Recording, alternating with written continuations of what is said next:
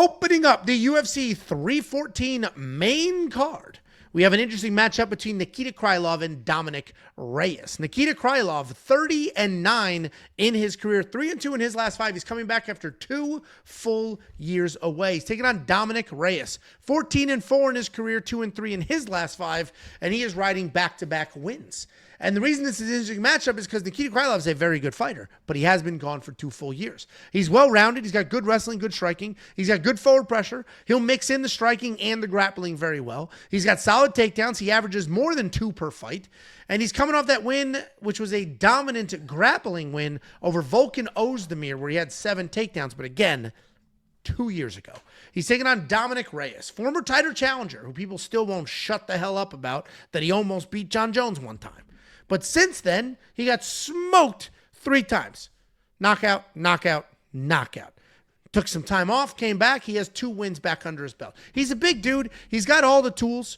He's averaging a couple of takedowns, right? 2 in his UFC career with a low 28% accuracy, but he has a very solid 80% takedown defense. He did just break that insane 4-fight skid with a quick knockout win over Dustin Jacoby, and then right after that, another quick finish over Anthony Smith. Second round finish. Second round finish over Anthony Smith. This, in my opinion, is the toughest fight to pick on the card because at one point in time, Dominick Reyes was very good. He was a very good fighter.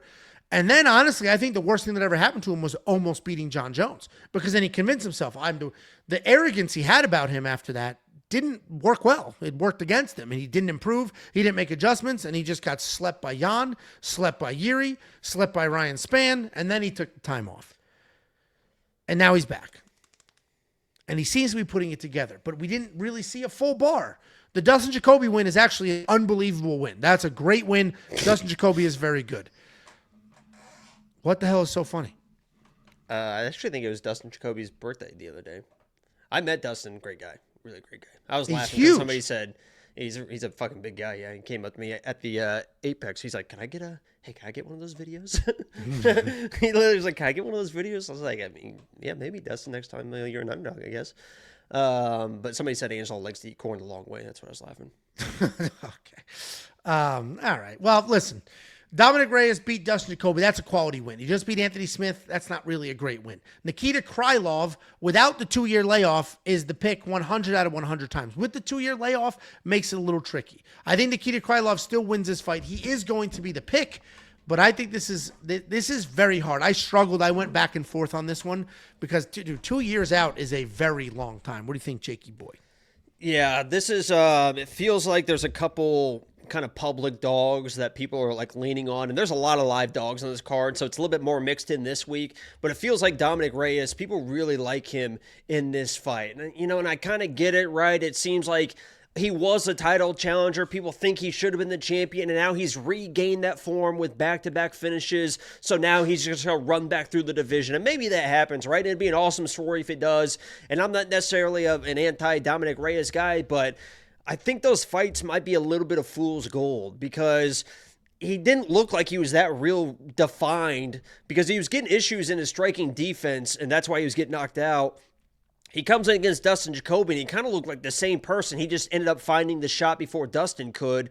And then against Anthony Smith, it kind of is Anthony Smith. It was like the most Anthony Smith fight ever. He just kind of went to the ground, was on his knees for fucking like 10 minutes, and then fucking the ref called the fight. So I think it's a little bit of fool's gold. I still didn't really see the striking progress I'd like to see.